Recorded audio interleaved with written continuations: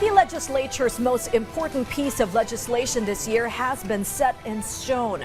Earlier today, with the principal sponsors of the bill that'll bankroll all of government's programs and projects next year looking on, the president signed the 5.768 trillion peso general appropriations bill, or the proposed national budget, into law, and is 9.5% more than this year's. Our Alan Francisco on the metaphors the president alluded to in his speech on the renewal of an annual social contract to taxpayers for a full rebate, and the government's battle plan in fighting poverty, ending hunger, treating the sick, and creating jobs, among others.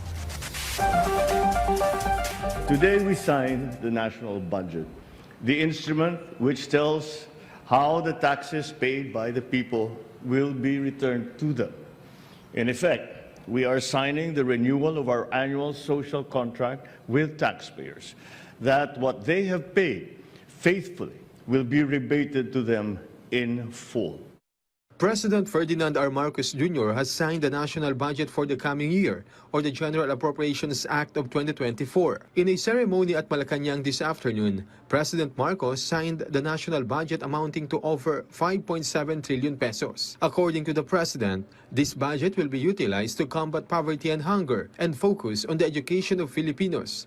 It will also be allocated for the production of food, creation of jobs, and construction of housing. The national budget will also be used to aid the sick and generate employment or livelihood opportunities. It will also contribute to maintaining order in the country.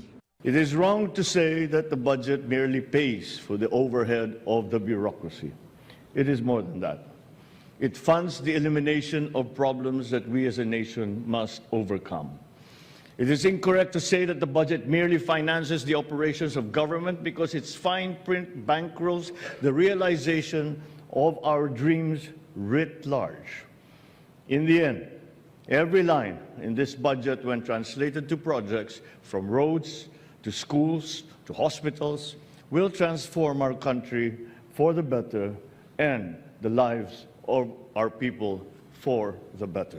The president does not want to pass on debts to future generations, so he emphasizes, good fiscal stewardship imposes upon us the discipline not to be led into the temptation of bloating what we owe.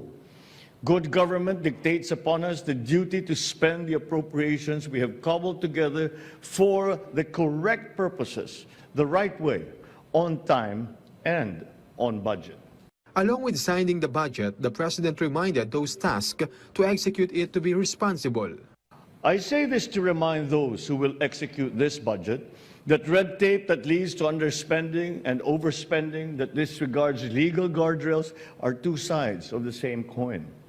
Implementation delay and illegal deviations inflict the same havoc of denying the people of the progress and development that they deserve. He emphasizes that proper budget management is a symbol of recognizing the taxpayers' contribution to advancing the Bagong Pilipinas. So with this reminder comes the most important budget commandment that we must always heed. We are working for the people, not for ourselves. We are working for the country, not for ourselves.